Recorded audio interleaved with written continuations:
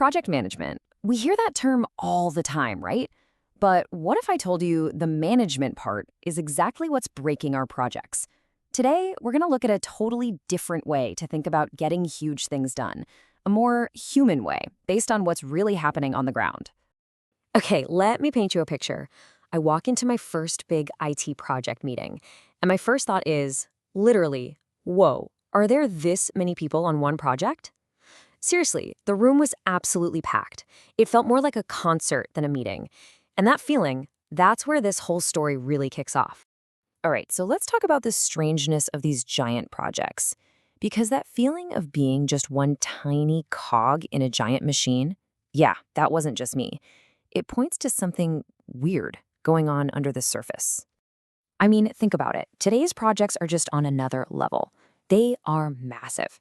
And they're totally global, with teams spread out everywhere from India to China to Poland. But underneath all that, there's this invisible structure, this kind of unspoken set of rules that decides how everything actually works.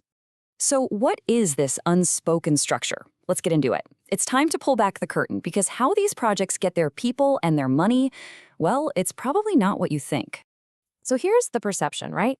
We think these super complex systems are built by a team of elite pros. But the reality?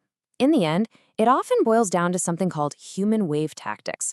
It's kind of a brutal term, but it means they just throw a massive number of people at tasks like testing or checking data on screens.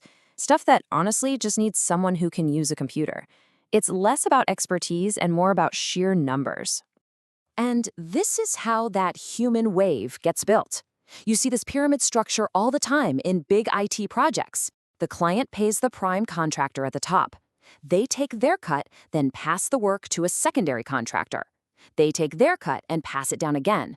By the time the actual work gets to the engineer at the bottom of the pyramid, the money left to, actually do the work is just a tiny fraction of what the client originally paid. This whole system creates something that's been called the headcount economy. And it's exactly what it sounds like. A system where project value is measured by how many people you can put on it, your headcount, not by their knowledge or skill. It's all about numbers. This turns people into commodities, and you get these insane turf wars over who gets to supply the most bodies, instead of everyone just focusing on, building the best thing. So, what does this actually do to the people stuck in the middle of it? This is where we get to the tragedy created by management. Because when a project is run this way, the human cost can be just devastating. Here's what happens. First, responsibility gets pushed around.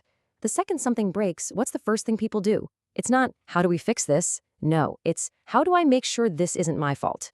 The blame game starts instantly. Then you get the opposite. A really simple task comes up, and suddenly everyone is fighting tooth and nail to get it. Why? Because it's an easy win. It's a simple way to justify their headcount and keep the money flowing. So even the most trivial work turns into this huge battle. And the result of all this? The project gets delayed. Of course it does. Everyone is too busy defending their own little kingdom and dodging blame. Real collaboration just dies, and everything grinds to a halt, completely choked by all the internal politics. And then, this.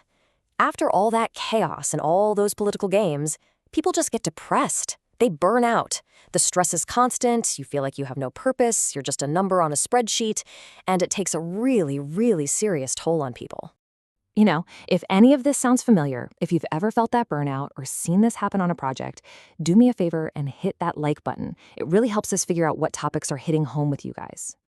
Okay, so this whole system sounds pretty broken, right? But wait a second, don't we have all these official project management methods that are supposed to stop this from happening? Well, we do, but they aren't working. And that's because there's a final missing piece. Yeah, of course, these big global standards exist. You've probably heard of PMBOK, the Project Management Body of Knowledge. It's this huge rule book that covers everything. It gives you structure, it gives you rules. But here's the crazy part. Even when a project is managed perfectly by the book, you still end up with teams that are unhappy and totally stressed out. Something isn't adding up. Which brings us to a pretty big question, doesn't it? If we have all the right processes, all the Gantt charts and spreadsheets in the world, but the people doing the work are miserable and the project is still struggling, isn't something absolutely fundamental missing here? And that missing piece? It might just be this Japanese concept called UEN. Now, there's no perfect English word for it, but it basically means a culture of mutual support. It's the act of cheering for each other, of genuinely wanting your coworkers to succeed and jumping in to help them get there. It's the polar opposite of that blame culture we were just talking about.